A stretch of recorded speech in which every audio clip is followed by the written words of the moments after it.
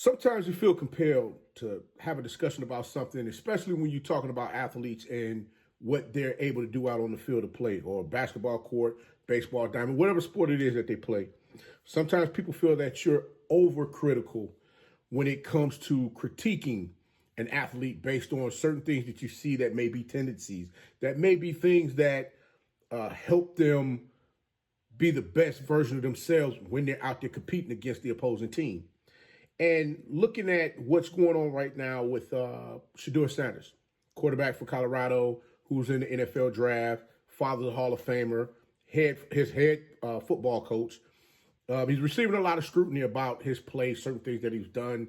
Will he be a good quarterback? Won't he be a good quarterback? You know, his things that he do while he's in the pocket, so on and so forth. And I'm just trying to understand why now.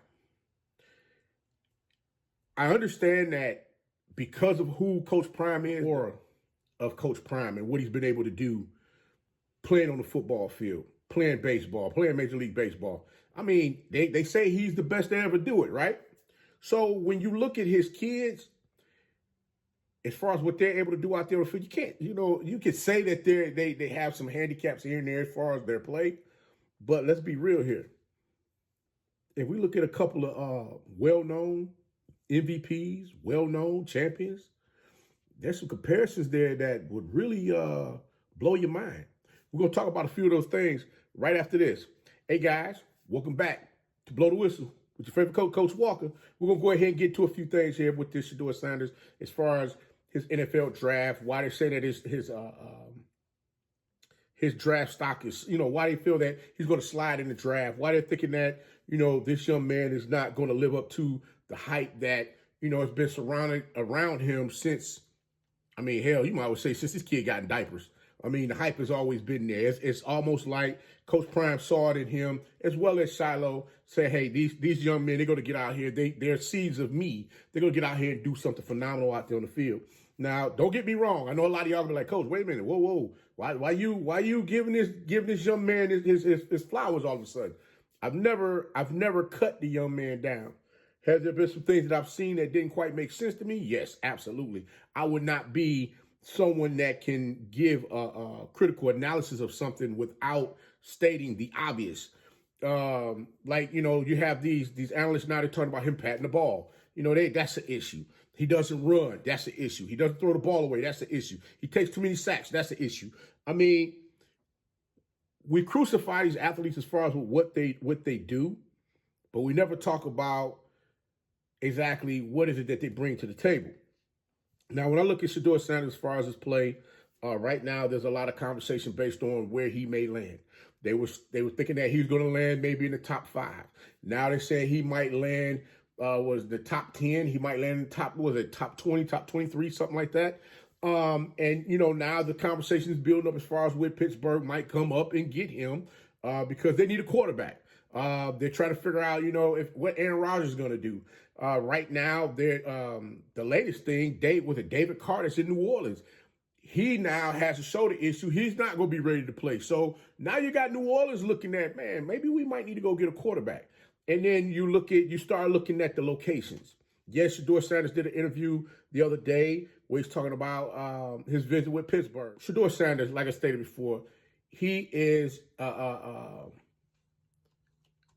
gonna put it like this. This young man, leave him alone in the pocket back there. He gonna carve you behind up. There's no ifs, ands, buts about it. Like I said before, analysts look at, his play. And I'm gonna be real with you.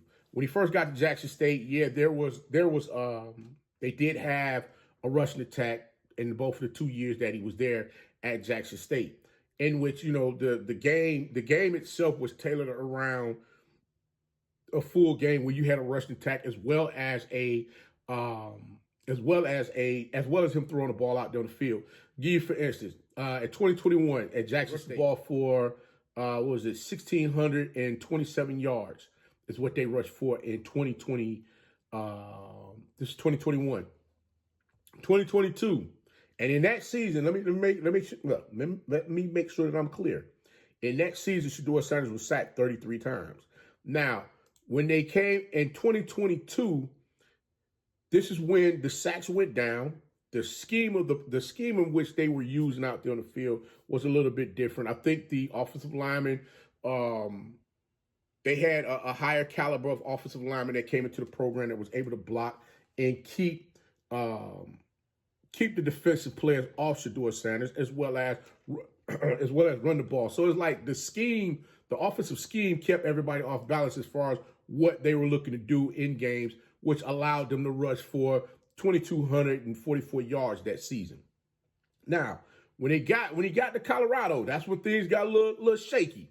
And you start seeing those numbers dwindle down a little bit. I think in Colorado, they rushed the ball in 2023. In 2023, Colorado rushed the ball for 827 yards. In 2024, they rushed the ball with 847 yards. Now, looking at what Shedeur Sanders was able to do throughout his career playing college football, the young man threw for 2021, he threw for 3,231 yards, 22, 3,732 yards, 2023, 3,230 yards, and 2024, 4,134 yards. Now, each season, we kind of saw him go up and down here and there a little bit, those last two seasons when he got to Colorado, and, this past season where he just blew the doors off that thing. But let's keep in mind, though, he was injured with 1.5 games. So, okay, that was the season, 2023. That was the season he was sacked, 52, between 52 and 56 times he was sacked that season. Now, this past season, I think he was sacked like right around 40 times he was sacked that season. Yeah, 42 times, excuse me. He was sacked 52 times he sacked 52 times in 2023, 42 times in 2024. So you had a 10 sack drop off in 2024. Now you got to ask the question, what was the difference between 2023 and 2024? Because we keep hearing this notion about the offensive line is not, he didn't have a great offensive line. You don't throw for 4,100 yards with no offensive line. I'm sorry, it's just not. It's not going to be that way. Did Colorado have speed on the team? Absolutely, they did. They had speed all over the place in order for them to get loose and do the things that they need to do. Were there instances where they needed to break off routes? Yes. You saw Travis Hunter do a lot of that, breaking off routes, coming back to Shedeur for him to throw passes to him down the field, for him to go ahead and get those yards to continue to keep moving the ball down the field and keep the offense on the field to go down and score points. Now, what am I getting at with all of this? What I'm getting at is I'm looking at all of these different things that's going on here where people are questioning his ability to get out there on the field and play. And it's kind of, it's bothering me a little bit because I'm like, listen, I get everybody want to have their say as far as why they feel the way that they feel about, Coach Prime and what he's been able to do out there with Colorado and how braggadocious he is as far as the program itself. If nobody else is going to uplift the program, at least you would expect the head coach to do it. Now, in this instance, I got to give Coach Prime his props on that as far as he's going to market the heck out of his program because he wants people to see what's going on. Not only that, but he has the ability to garner the relationships with people for them to want to come see what he has going on and invest in him as well as his team. Can't get mad at that either. Can't get mad at none of that. But when you start trying to tear down the athlete as far as his play on the field, and all of a sudden you have these individuals talking about him patting the ball too much. We're gonna get to that. You got individuals talking about he don't have a strong arm. You got folks talking about how this young man is not he takes too many sacks. He's unable to do certain things that's required of him out there on the field to be an elite quarterback in the NFL. I'm like, guys, let me ask you a question. Out of all of these things that are being said about this young man, are we really taking a real true look at what's going on and how exactly he's playing this game? Or are we just trying to find something, want to draw a straw about something to make it more than what it really is? I'm trying to pull up this here document I want to show you guys right quick that I found talking about him from a standpoint, talking about Shedeur Sanders from a standpoint when it comes to him being out there on the field and playing ball. I mean, you got individuals that just want to say whatever for the hell of it. I know a lot of y'all like, well, coach, you do that yourself. You just sit there and want to, blast off on it for whatever reason. Let me break this down to you. If I have something that's out of pocket to say about anything or anything that he's doing, I'm more so looking at everything from a complete standpoint. I'm questioning some of the things that's going on out there on the field and trying to gather the information as far as, okay, is this going to be beneficial? How is this going to help this young man in the long run when it comes to him getting to where he's trying to go and be successful? I mean, we all want to see individuals get out here and do a fantastic job playing ball out there on the field. I don't believe this young man's going to go out there and be some type of bust. I don't see that happening. A lot of folks get upset at the fact that they feel that Coach Prime is a helicopter parent when it comes to him making sure that his son get in the right situation. I mean, heck, let's be real here for a second. We're going to talk about that too. Coach Prime stated himself as far as the drafting process that, he will pull an Eli if he needs to. A couple of days ago, he did an interview where he's talking about he already met with the people, letting them know, hey, those that was considering wanting to come get him, ain't no need y'all come to get him. We, kind of had this conversation already. And you have to sit there and understand, like, okay, coach, you guys are upset with people speaking about, things that's going on with the process, but you can't get mad when you're putting the information out there to them. I understand, some of you guys will say, well, nobody talked about when Eli Manning dad, when he came out here and said this, that, and the third, no one got upset about them doing it, no matter what they do it. Guys, date and time, as far as their social media, was not like how it is now. Matter of fact, you didn't have a lot of folks with these cameras and phone cameras and things of that nature with a microphone in front of them wanting to talk about things of this magnitude as far as, hey man, why are you trying to keep your son from going here instead of just letting him go there and let the maturation of everything, the process go through and see what he can do from that standpoint as far as being successful out there on the football field? Why not allow him to go through that? No, we didn't have those opportunities to talk about that. Now we do. But again, because it's Coach Prime, people are going to feel the way that they feel, and they're going to say, hey, man, y'all being a hater. Y'all sitting here, y'all want this boy to go somewhere where he's not going to be successful. That's not it either. I don't want to see this young man go anywhere that he's not going to be successful, but I want to make sure, I want to see him get somewhere where it's going to be beneficial to his career, and that's what it's really about, because in the end, when it's all said and done, if people don't understand that part of the game, I'm like, we all jammed up on that. Different analysts that feel a particular way when it comes to Shedeur Sanders, when it comes to him patting the ball. Some folks want to talk about his ability not to throw the ball away when he needs to, his ability not to use his legs more in games. I mean, you even had Darren Orlovsky talking about you want to see him step on it and see the ball come flying out his hands and all this other kind of crazy jazz. I'm like, this young man is out here throwing his ball down the field through tight windows, two open receivers, making plays. There's no question about what this kid can and can't do out there on the field. There's no need in questioning that. If you really pay close attention to this young man's game, from the time he got to Jackson State to the time his last game playing in Colorado, when he needed to use his legs, he took off and ran. Is there some things that he needs to work on? Absolutely, because the game is going to speed up a little bit more for him once he gets once he gets out there in a pro football game. He's going to see how quick that speed is coming. And I'm sure he's going to be able to, relax things just a little bit. But we're going to talk about this thing here as far as him patting his ball. And the reason why I want to bring this up, because last time that I checked, there's some individuals out here that's balling. I did a search on how many quarterbacks in the NFL actually stands in the pot. When they throw the ball, they pat the ball. Some of them, when they get the ball, they spin the ball around to make sure it's on the laces for them to throw it, right? Spin or flip the ball. Make sure I say that correctly. Flip the ball so they make sure the ball is placed properly in their hand before they throw it downfield.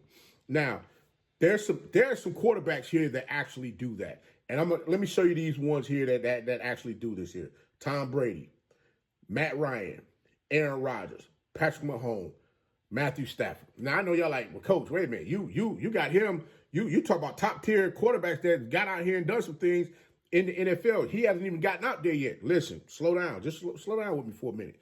Just ride the wave with me just for a second here.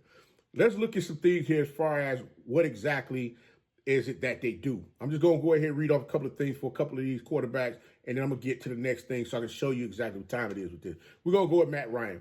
Matt Ryan found the rhythm and accuracy in his throws. Basically, that's what all of the quarterbacks, that's their reason for doing it, is the rhythm and the accuracy for them to throw the ball down the field. Now, Tom Brady, who is a mentor to this young man, y'all call him the GOAT, right? Okay.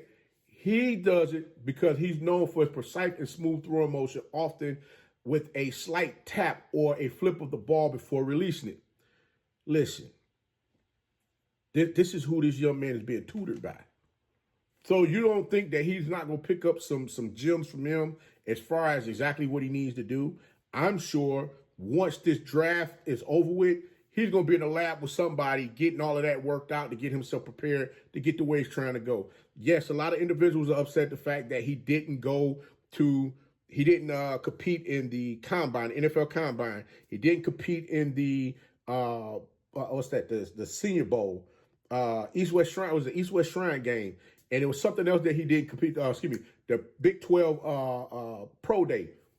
Everyone's upset with that. And they not understand why in the world didn't he why didn't he showcase his talents there? Listen, if you're already being projected high, why in the world are you going there when you already know who's looking at coming to get you in the draft already? I mean, we're playing chess, not checkers. I'm just saying, it comes a point in time, you got to be honest and real with yourself as far as what's going on here. And as I stated before, early on, Coach Prime has already done due diligence as far as knowing who's looking to come get him, as far as, wanting to come draft him. And now you're seeing all of these things happen with these teams where it's like, here we go again. The changes going to happen. But before I get to that part, let me show you this here. How does it help these quarterbacks? Like I just showed you, how does it help them when they're patting the ball? Rhythm, accuracy, timing. We've seen that time and time again, okay? We've seen it time and time again with him being able to get out there, throw that ball all over the field. You don't throw for 4,000 yards without being able to, have something in place for you to, get things moving for you to do what you need to do with passing that ball. But now, this next one I'm going to show you here, out of all of the complaints of everybody out there talking about somebody patting the damn ball and throwing the ball down the field, let's look at what they've been able to accomplish doing this, okay? I'm just want you to see this. Now, y'all say Brady is the GOAT, right? The GOAT got 7 Super Bowl wins. He got most regular season wins, which is 251. He got a list that's so extensive that it's not even crazy. It was up on Fox Sports. Let me see here. I'm going to grab this right quick. I'm going to read you off a couple of things that Brady was able to do in 20 seasons, right? He got 19 division titles. He has, he's thrown touchdowns to 98 different receivers. I mean, playoff wins, he got 35.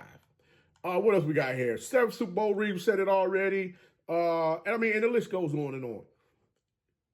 What part of this are we not understanding here? Everybody is like, we all want to give our perspective as far as, what this young man should and shouldn't do, but we don't understand exactly what he's seeing out there on the field as far as how he's trying to get folks to move around. Yeah, you got defensive backs talking about, yeah, you out there patting that ball. Guess what? That's going to be an easy pick. We're going to be out there eating. We're going to be out there. Listen, okay? It's not like the young man hasn't thrown an interception before. Trust and believe.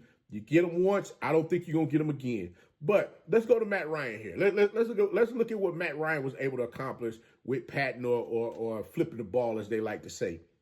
Franchise record passing yards, attempts, completions, completions rating, completion percentage. He got 300-yard games. What was it? Multiple 300-yard games. I'm just like, guys, what are we talking about here? And I mean, at some point in time, we got to recognize and see that we're drawing straws for no reason. I mean, and that's the only reason I'm talking about. 'Cause I'm like, all of the quarterbacks that's in the draft currently, every last one of them have some type of deficiency or something that they do that kind of mimics the other. So I'm like, the only thing is that whoever gets picked first, that's going to be who that program, that organization, that's who they want. And we got to understand that. We got to live with that. I mean, at the end of the day, that's what it's going to be. And we know daggone well, y'all don't want to see Shedeur Sanders play up in no freaking Cleveland. Stop playing games with this thing. Hey, listen. If you don't want to say it, I'll say it for you. I'm sorry, Cleveland. Don't get upset, but I mean, y'all need to get together. I'm like, how y'all just threw Deshaun Watson under the bus? I mean, let's be real here. Are we serious with this? Oh, we thought we was gonna get us a good quarterback, and you know what? I got a show coming for that. Don't worry about it. I'll get back to that. So let's get to it. Let's look at Aaron Rodgers here. Aaron Rodgers, he got all-time highest career pass rating, most TDs in a single season. He's a Super Bowl winner, and he's the 5th quarterback with 500 touchdowns. Patting the ball. What about Patrick Mahomes? Patrick Mahomes, most TDs in the first 8 seasons, 3-time Super Bowl champion. Patting or flipping the ball, whichever one you want to go with. I think he might do both. So let's look at this last one here. Matthew Stafford, faster than 3,000 completions, 30,000 yards, single season, late game victories, and guess what? Super Bowl champion. So he has a lot of things in common with all of these individuals as far as patting the freaking ball. All I'm saying is that, yeah, it's cool. Everybody want to have something to say because, talking about them, yeah, it's gonna draw attention. We get all of that. But let me help you. Let's draw some attention to this. And then, you know what? When I saw this pop up, I said, Coach Prime said he's a God-fearing man. And, his belief system in what's going to go down and how it's going to work, I can't get mad at him for it. I can't. I can't get upset with him at all because you have to really dial into what his thought process is and how he feels and what he's thinking. And this situation that get ready to fall in Shedeur's lap that just popped up with Derek Carr in New Orleans, that's perfect. You know what? That's a perfect situation for him. Honestly, truly, I would love to see him go to the Rams. That's where I would love to see him go. Not none of these other teams. I know, yeah, he wants to go top 5, number 1, whatever have you. But I'm looking at longevity. I'm looking at the longevity of this thing, and him getting over there in that system with them coaches. I feel that will be a good system for him. But it's okay. But now we look at what's going on here in New Orleans. Derek Carr might be out for the season with a shoulder injury. I gotta agree with RG3 on this one. You put Shedeur Sanders in New Orleans with Olave, Cooks, Kamara, that whole bunch, it's going to be a party in that city week in and week out. He get that offense rolling. I'm just going to be upset with you. Falcon fans, y'all can get ready. Deion Sanders, ain't no need you putting your Falcon jersey on that weekend because your son can torch your team, your old team, when he goes shoot up against they behind 2 times in the season. Because him with them daggone athletes in that Superdome and them getting out there doing that thing that they need to do, it's going to be infectious and it's going to be crazy. Everybody and their mama going to be trying to run in there to go get tickets to go and watch this kid play. So at the end of the day, yes, I think that will be a good move for him. Pittsburgh is cool. He said he enjoyed, he had a good time in Pittsburgh. I think he rated like a 10 out of 10 as far as the meeting itself and things that they sat down and talked about. And I'm not upset with that either. But I'm just looking at how everything is playing out right now. Like, get this young man some grace. Because guess what? I know dang sure my behind couldn't go out there and take all them daggone hits he took standing back there in the pocket. Because trust you me, they probably had me on camera some daggone where watching me stick my foot off in some damn lineman's behind, asking them why the F you ain't blocking like you're supposed to, because there's some bull crap going on out here. I'm just going to be real with you, okay? Hey, I'm on that type of time. I'm just saying, but at the end of the day, we got to be honest as far as what's going on with this young man and stop the foolery, dog. That's all I'm saying. Just, hey, listen, does he have some things that he need to work on? Absolutely. You say he hold on to the ball too much. Okay, we've seen that happen a time or two. We've seen it happen a little often than what it needs to happen sometimes. There's a lot of fans around the world for the different programs that he played for that will feel that way, and I understand. But again, if you're trying to make a play, guess what? That's what he's going to end up doing, especially if it's not open.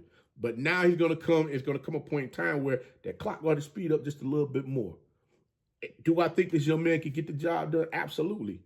Get him in a system that's going to allow him to be successful and watch him go to work. But guys, like I stated before, all these DBs, these sports analysts, these are going to be the same ones that's going to have to come back and kiss the ring because this young man's going to make sure he holds you up. He holds you to everything that you said. Because I dang sure know he do it to me. If he see me face to face, he like, hold on, brother, ain't you the cat that, said blah, blah, blah. Yeah, I did say it. But, guess what? I'm letting you know that I'm even killed with it. I don't just go one way and then don't go the other way. Hey, you got to pick a side sometimes. And oftentimes I had to pick a side as far as what was going on. So you can't get mad at that. But I was fair. At least be fair with it. You get what I'm saying? If these analysts go sit here and try to rip apart Shedeur Sanders as far as his play, make sure you go after Dart, go after Cam Ward, go after the kid. He stood. What was that? Shedeur stood up for the young man at Ohio State that had the bad pro day at the combine. So I'm like, come on, guys, let's be real here. Everybody can get that work when it comes to wanting to peel their game apart, but understand too, we have to hold them all to the same standard. That's all I'm saying. So all I'm saying right now is enough is enough. Let the process go through wherever this young man lands. The team that gets him, they're going to be happy with what's going on. The only thing now is, Coach Prime, you can't be the helicopter dad right now. You got to go ahead and let this thing play out, baby. Because you're not leaving Boulder to go daggone coach no pro team because you just got your extension. And congratulations to you on that, by the way. And definitely looking forward to see what the team going to look like later on in the season. But like I stated before, I just want to go ahead and give you guys another episode of Blow the Whistle. I've been sitting on this thing trying to get everything together. The last piece with the RG3 came back and said talking about Shedeur Sanders. That definitely would be a great pickup if that was to go down that way. See this young man get busy and go to work. Like I stated before, he said he wanted to start. So if New Orleans is considering getting them, everything you asked for just fell in your lap. So go out there, shut these folks up, shut me up, keep me off your back talking about what's going on and make this thing happen. But hey, Coach can go ahead and get up on out this thing. This is another episode of Blow the Whistle with your favorite coach, Coach Walker. But until next time, like I always say, be the one and lead. Peace. We out. Till next time.